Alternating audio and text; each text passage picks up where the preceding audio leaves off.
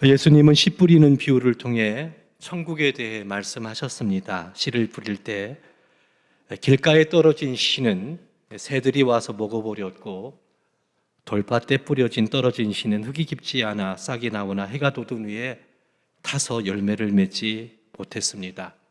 가시떨기 나무에 떨어진 씨는 그 가시의 기운에 의해서 열매를 맺지 못하지만, 좋은 땅에 떨어진 씨는 100배, 60배, 30배의 결실을 거뒀다라고 말씀하셨습니다.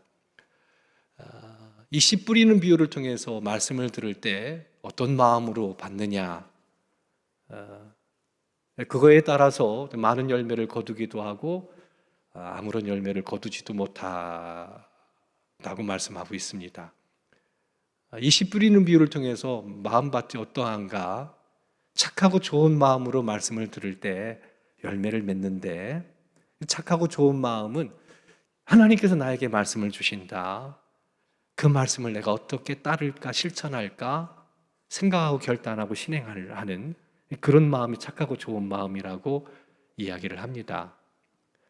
그럴 때 많은 열매를 맺게 되는데, 성도 여러분들, 지금 마음이 어떤 마음입니까? 내 마음밭은 어떤가? 이 씨 뿌리는 비유를 통해서 내 마음밭은, 말씀을 듣고 있는 내 마음은 어떤지 한번 돌아볼 필요가 있습니다. 착하고 좋은 마음으로 말씀을 들어 많은 열매 맺기를 바랍니다. 그리고 천국은 겨자씨 하늘과 같다라고 이야기를 합니다. 씨에 대해서도 천국과 비교해서 이야기하지요. 겨자씨라는 세상에서 가장 작은 씨를 말할 때 겨자씨와 같다라고 표현을 합니다. 가장 작은 씨지만 그것을 통해서 그것이 땅에 심겨지면 큰 나무가 되고 새들이 깃드는 그런 나무가 된다고 말을 합니다. 지극히 작은 말 한마디, 표정 하나, 행동 하나가 이 땅에 하나님 나라를 오게 한다라는 거, 가정을 변화시키고 교회를 변화시키고 세상을 변화시킬 수 있다라는 거. 씨를 뿌리기만 하면 씨를 뿌린 사람이 밤낮 자고 깨고 하는 중에 그 씨가 자라난다고, 뿌린 사람이 알질 못하지만 반드시 씨가 뿌려지면 자라난다고 예수님 말씀하셨습니다. 씨를 뿌리면 땅이 스스로 열매를 맺는다고 말씀하시면서, 우리가 믿음으로 사랑으로 실천하고 복음을 증거할 때 그것을 통해서 하나님은 사람의 영혼을 구원하고 이 땅을 새롭게 하신다라고 말씀하셨어요. 중요한 것은 씨를 뿌리느냐 뿌리지 않느냐입니다. 뿌리기만 하면 하나님이 도우셔서 반드시 열매를 맺게 하신다는 겁니다. 그렇다면 우리 성도 여러분들은 지금 씨를 뿌리고 계십니까? 씨 뿌리는 비유를 통해서 내가 어떤 마음으로 말씀을 받고 있는지, 또 나는 씨를 뿌리는 자인지 돌아볼 필요가 있습니다. 그리고 오늘 본문 말씀을 보면 천국은 좋은 씨를 제밭에 뿌린 어떤 사람과 같다라고 예수님 또 말씀하고 있는 걸 볼 수 있습니다. 좋은 씨는 천국의 아들들이고, 그 좋은 씨를 뿌리는 사람은 예수님이고, 그 씨를 뿌리는 밭은 세상이라고 예수님께서 말씀하셨습니다. 밭에 가라지의 비유, 예수님께서 이 말씀을 하셨을 때 제자들은 집에 들어가서 예수님, 밭에 가라지의 비유를 우리에게 설명해 주십시오 라고 이야기를 합니다. 그 말 뜻을 제대로 알지를 못했던 거지요. 그때 예수님께서 좋은 씨는 천국의 아들들이고, 좋은 씨를 뿌리는 사람은 바로 나고 예수님이고, 그리고 밭은 내 세상이다라고 이야기합니다.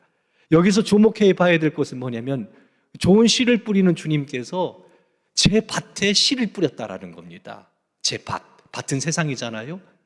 제 밭이라고 얘기한다면 씨를 뿌리는 예수님의 것, 이것이 세상이라는 겁니다. 그러니까 세상의 주인이 예수님이 되는 겁니다. 그 세상에다 예수님께서는 씨를 뿌리는 겁니다. 제 밭에다가 씨를 뿌리는 겁니다. 그렇다면 이렇게 생각해 볼 수 있습니다. 주님께서 창조하신 세계 속에 주님은 지금도 일하고 계시다라는 것. 주님이 일하고 계시다라는 것. 씨를 뿌린다라는 것은 일하는 거잖아요. 그 씨는 천국의 아들들이라고 이야기합니다. 천국의 아들들은 하나님의 백성을 의미합니다. 그러니까 하나님의 백성들을 세워나가는 일들을 지금도 하나님께서는 하고 계시다라고 이야기할 수 있습니다. 주님의 세상인 이 세상에 주님께서 주님의 백성들을 세워나가는 일들, 그래서 세상을 새롭게 하시는 일들을 하고 계시다라는 겁니다. 근데 문제가 생겼습니다. 이 사람들이 잘 때 그 원수가 와서 곡식 가운데 가라지를 덧뿌리고 갔다는 것입니다. 사람들이 자고 있을 때니까 이 씨가 가라지가 어떻게 뿌려지는지를 알지를 못합니다. 나중에 이삭이 나고 결실할 때 보니까 가라지가 생겨난 겁니다. 깜짝 놀랍니다. 이게 어떻게 된 건가? 분명히 좋은 씨를 뿌렸는데, 천국의 아들들을 뿌렸는데, 세워놨는데 어떻게 해서 이 가라지가 생겼을까? 사람들은 그걸 알지를 못합니다. 주목해야 될 부분이 있습니다. 자고 있을 때, 잘 때 그 원수가 침입한 겁니다. 원수가 침입해서 가라지를 덧뿌리고 갔다라고 이야기하고 있습니다. 여기서 가라지는 뭘 가리킵니까? 악한 자의 아들들이라고 예수님께서 해석해 주십니다. 그리고 가라지를 뿌린 원수는 마귀라고 말합니다. 마귀의 존재를 성경은 이야기합니다. 예수님께서 마귀의 존재를 우리에게 가르쳐주고 있습니다. 사탄, 마귀가 역사한다는 겁니다.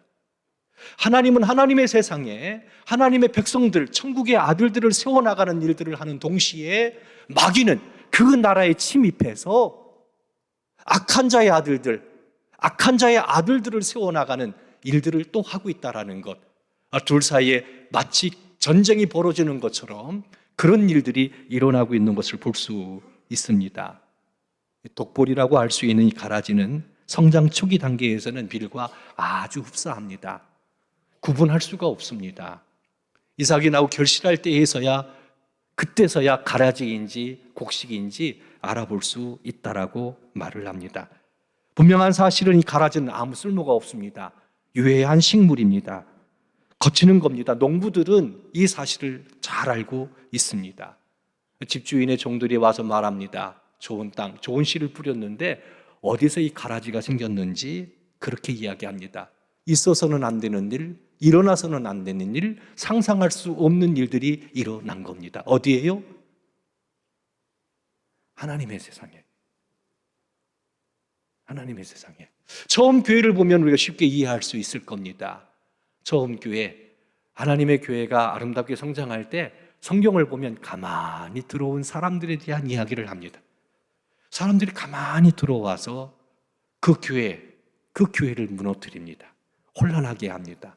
유혹합니다. 시험합니다. 뒤흔들어 놓습니다. 바울 사도는 그들을 향해서 뭐라고 지칭하느냐? 가만히 들어온 사람들이라고 이야기합니다. 잘 때의 원수가 가라지를 뿌리는 것처럼 가만히 들어온 사람들이 교회를 혼란하게 만듭니다.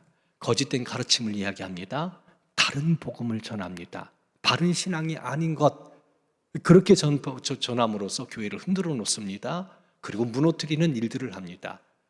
심지어 어떤 일까지 하느냐? 바울 사도는 이 가만히 들어온 사람들, 악한 마귀가 광명한 천사로까지 위장한다라고 이야기합니다. 양의 탈을 쓴 늑대처럼 위장하고 들어옵니다. 그래서 제대로 알아볼 수가 없습니다. 처음 교회 부흥할 때 아나리아와 삽비라 거짓말하잖아요. 뻔뻔하게 성령의 이름으로 거짓말하잖아요. 성령 앞에서 거짓말합니다. 그렇게 거짓말하기 때문에 제대로 알아볼 수가 없습니다. 그러나 분명한 것은 마귀가 그 곡식 가운데 이 가라지를 덧뿌리고 갔다라는 사실입니다. 그래서 알아볼 수가 없는 겁니다. 알아볼 수가 없는 겁니다. 나중에 시간이 돼서야, 결실할 때서야 가라지인지 곡식인지 그때서야 알 수 있는 겁니다. 분명한 사실은 하나님의 나라에 이 악한 것들이 들어와 있다는 겁니다. 악한 자의 아들들이 있다는 겁니다. 마귀가 일하고 있다는 겁니다. 흔들어 놓습니다. 밭은 어디라고 말씀드렸습니까? 세상이라고 말씀드렸습니다. 세상, 우리가 살고 있는 세상, 하나님께서 천국의 아들들을 세워주시기도 하지만 악한 자의 아들들, 마귀가 가라지와 같은 것들을 뿌려놓아서 온갖 혼란하게 만들고 사람을 미혹해 하는 것을 볼 수 있습니다. 천국의 아들들과 악한 자의 아들들, 구체적으로 어떻게 구분할 수 있겠습니까? 이것을 알기 위해서는 먼저 천국이라는 것을 생각을 해봐야 됩니다. 천국 하면 뭐가 생각납니까? 죽음 이후에 오는 세계, 하나님이 함께 하시는 어두움이 전혀 없는 놀라운 세계, 천국이 우리를 위해서 준비되어 있습니다. 그 죽음 이후의 세계입니다. 그런데 우리가 한번 생각을 해봐야 됩니다. 주님께서 제 밭에 좋은 씨를 뿌렸는데 그것이 천국이라면, 죽음 이후의 세계가 바로 그런 세계라면 마귀가 와서 씨앗을 뿌릴 수 있습니까? 천국이 죽음 이후의 세계, 그 천국은 어두움이 전혀 없는 곳이잖아요. 하나님이 다스리는 곳이잖아요. 거기 마귀가 침입할 수 있습니까? 가라지를 뿌릴 수 있겠습니까? 그렇지 않잖아요. 그럼 불가능한 겁니다. 죽음 이후의 세계, 우리에게 주어지는 천국은요, 온전한 구원이 이루어진 상태입니다. 마귀가 침입할 수가 없습니다. 악한 자, 가라지, 악한 자의 아들들이 거기에 존재할 수가 없습니다. 그것은 불가능한 겁니다. 그렇다면 본문에서 말하는 천국은 무엇을 가리킵니까? 유대인들이 가지고 있는 천국, 이 개념을 좀 우리가 이해할 필요가 있습니다. 유대인들을 위해서 쓰여졌다라고 얘기하는 마태복음 말씀을 보면, 보라, 처녀가 잉태하여 아들을 낳을 것이고 아들을 낳으면 그 이름을 임마누엘이라 하라고 말씀합니다. 임마누엘 뜻이 뭡니까? 하나님이 우리와 함께 하신다는 겁니다. 유대인들에게 쓰여진 그 말씀에서 하나님이 함께 하신다라는 것, 유대인들은 천국을 하나님이 함께 하시는 곳으로 보고 있습니다. 지금 여기에서 하나님이 함께 하시는 곳이 천국이 되는 겁니다. 유대인들은 그렇게 생각합니다.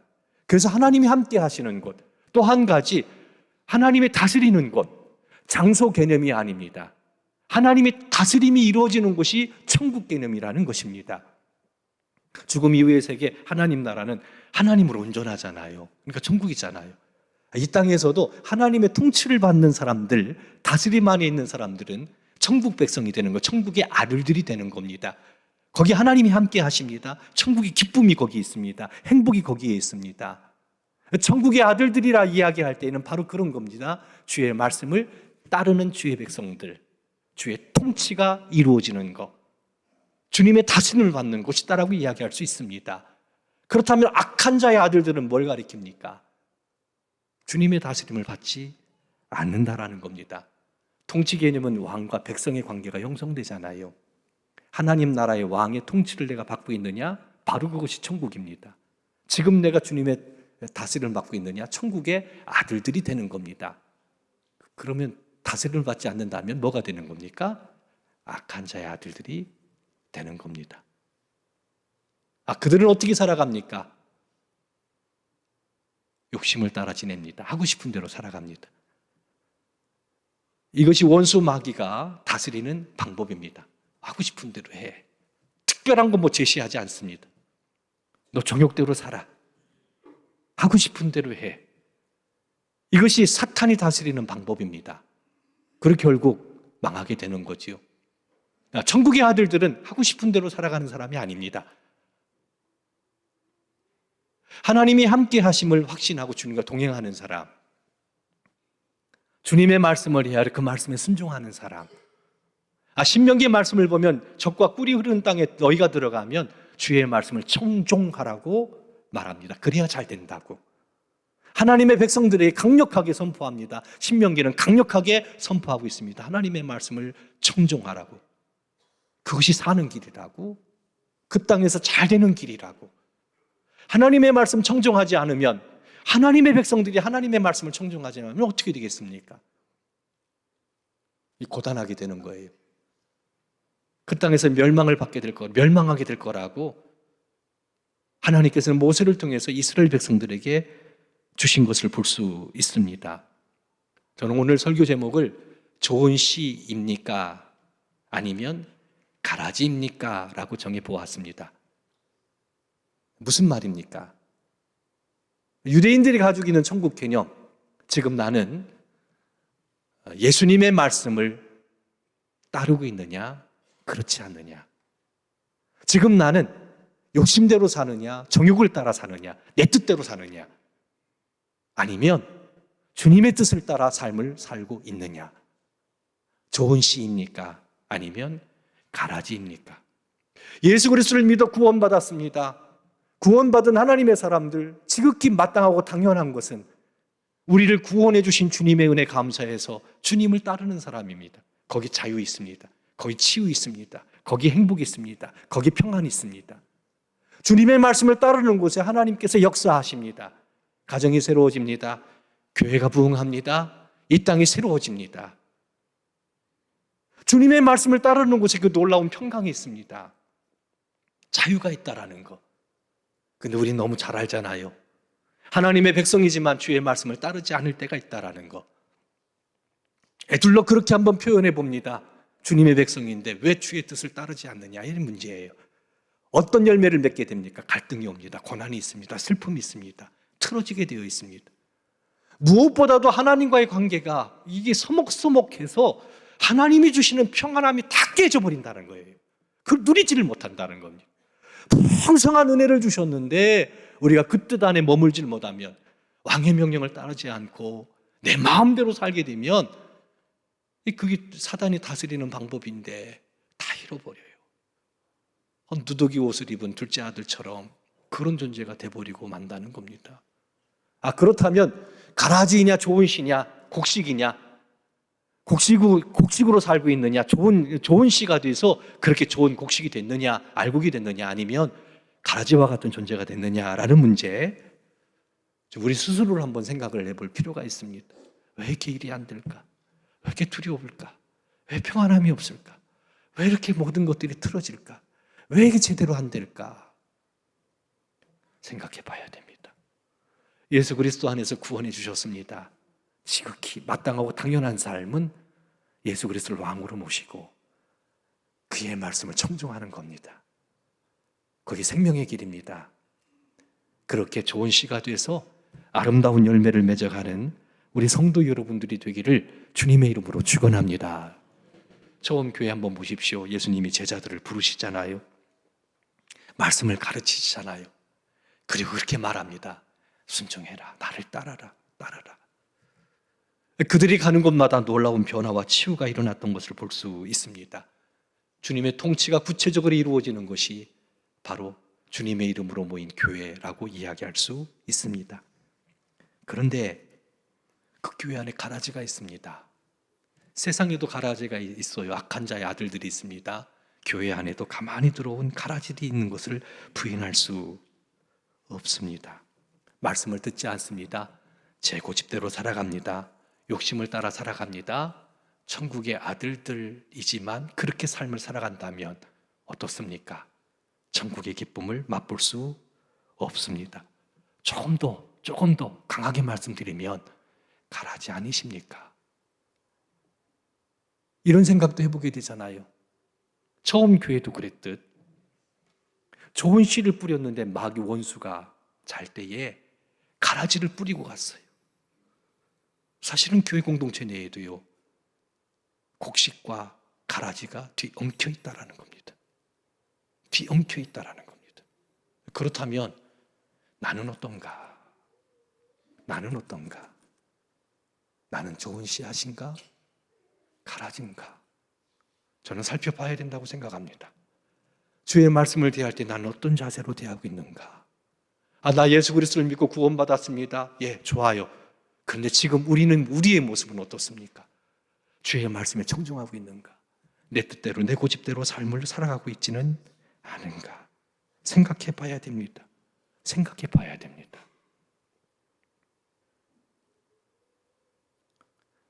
허물과 죄로 죽은 우리를 살려주신 주님의 은혜 감사해서 생명의 길로 인도하시고 푸른 주장 쉴만한 물가로 인도하시는 선한 목자 되신 주의 음성을 귀담아 듣고 오늘 삶을 살아갈 때 주님을 쫓아 삶을 살아가는 우리 성도 여러분들 되기를, 그래서 주님이 주시는 평안함과 자유, 은혜가 넘치는 복 있는 삶이 되기를 주님의 이름으로 축원합니다.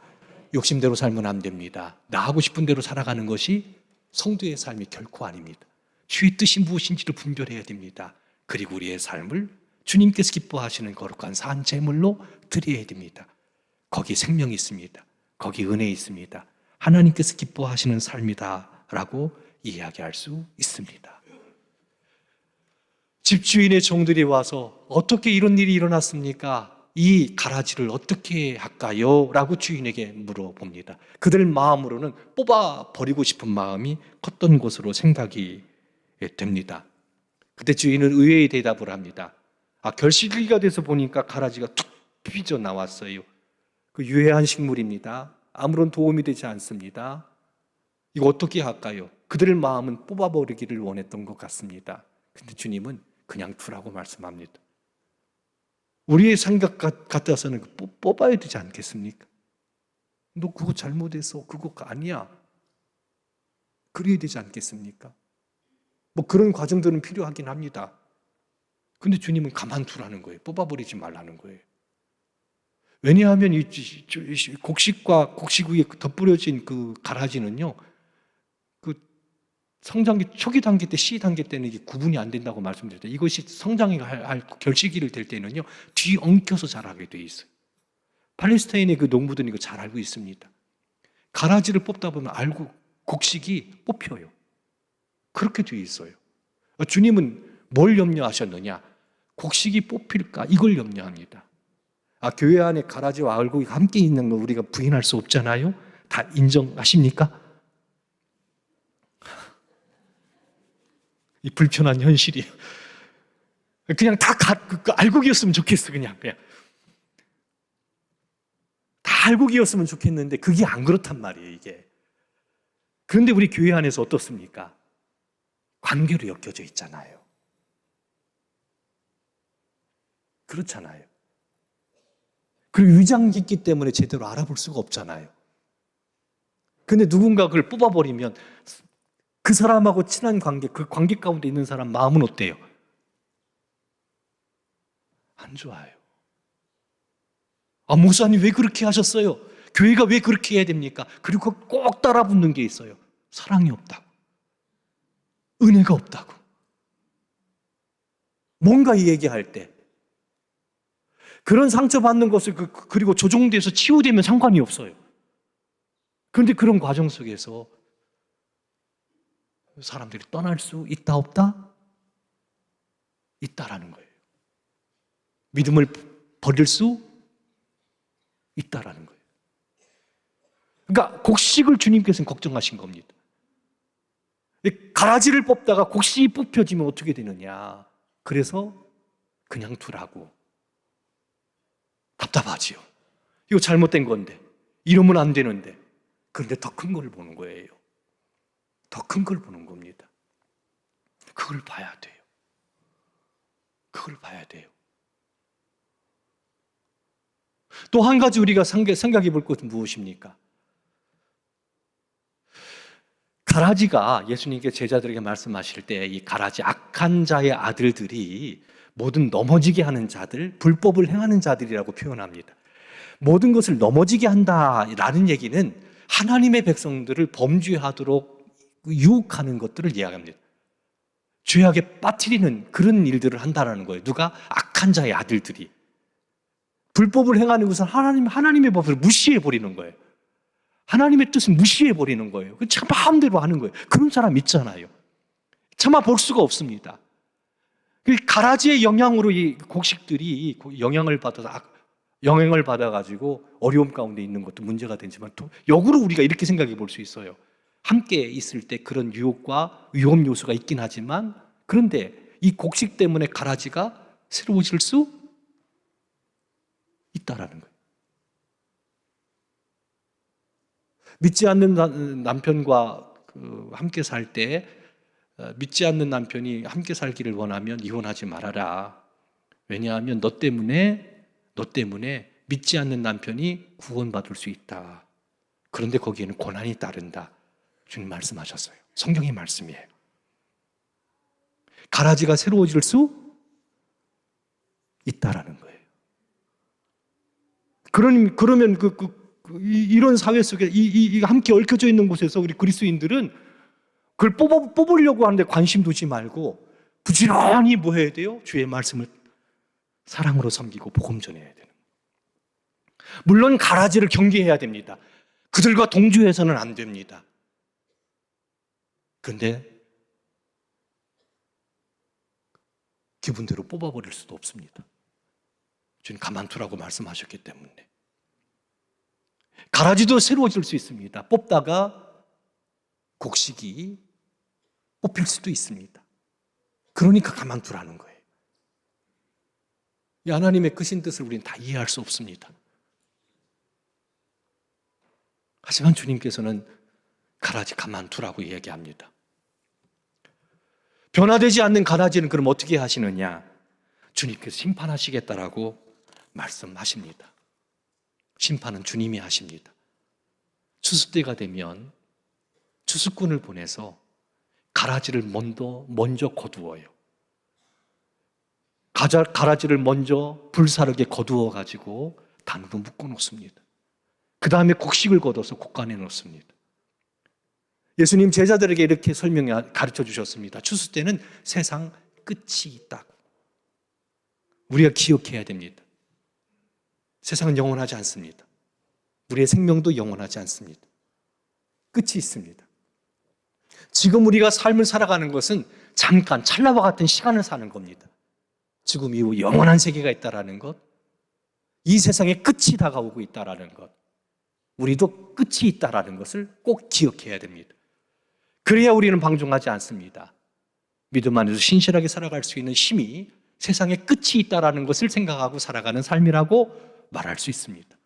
끝이 있으니까. 그때 추수꾼은 누굴 가리키느냐? 천사들을 가리킵니다. 천사들을 보내서 그 가라지를요 불사르게 묶어둔다는 거예요. 그리고 이후 말씀을 보면 이렇게 설명합니다. 그걸 풀무불 속에 던진다라고 이야기합니다. 제가 말씀을 읽어드립니다. 마태복음 13장 41절 42절을 보면 인자가 그 천사들을 보내리니 그들이 그 나라에서 모든 넘어지게 하는 것과 또 불법을 행하는 자들을 거두어내어 풀무불에 던져 넣으리니 거기서 울며 이를 갈게 되리라 라고 이야기합니다. 풀무불은 최후 심판의 장소입니다. 슬피 웁니다. 그리고 안타까워하면서 고통스럽게 이를 갑니다. 이를 간다라는 고통을 의미합니다. 큰 고통을 겪고 있는 것을 얘기하죠. 언제? 세상 끝에 그 가라지를 천사들이 거두어서 풀무불 속에 던진다라는 거. 주님께 심판하신다라는 겁니다. 그러니까 우리는 정신 바짝 차려야 되겠죠.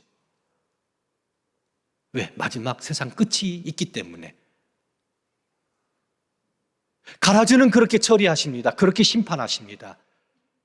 하지만 천국의 아들들은, 즉 다시 말해서 하나님의 백성으로 주의 말씀에 귀를 기울이고 그 말씀을 따르는 이들에게는 주님께서 해와 같이 빛날 것이다라고 약속하셨습니다. 제가 말씀을 읽어드립니다. 예수님께서 제자들에게 친히 가르쳐 주신 말씀입니다.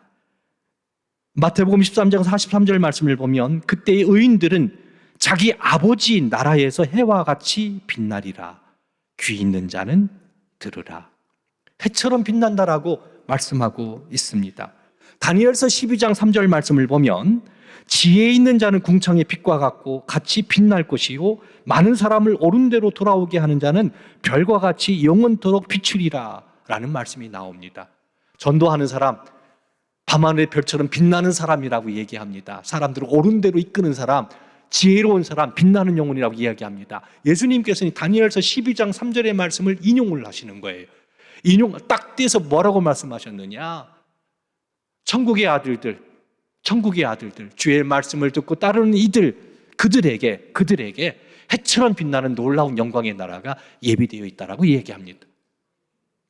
해처럼 빛나는 세상이 있습니다. 세상 끝에 예수 그리스도를 믿고 그 안에 삶을 살아가는 사람들, 해처럼 빛나는 놀라운 영광의 나라 최후의 영광 가운데 함께한다라는 것, 그 의인들의 모습은 악한 자의 아들들의 모습과 대조가 됩니다. 악한 자의 아들들은 풀무불 속에 던져져서 울며 이를 갑니다. 후회하며 낙심하며 고통 가운데 아주 어려운 시간을 보내는 반면에 주의 말씀을 따라 천종하는 이들에게는 주님 오시는 그날 세상 끝에 해와 같이 빛나는 놀라운 세계가 열려집니다. 마지막 귀 있는 자는 들으라, 이 말씀은요 절대적으로 반드시 이루어지고 중요하다라는 것을 의미합니다. 정말 중요하고 반드시 이루어질 것을 이야기할 때 귀 있는 자는 들을지어다 말씀합니다.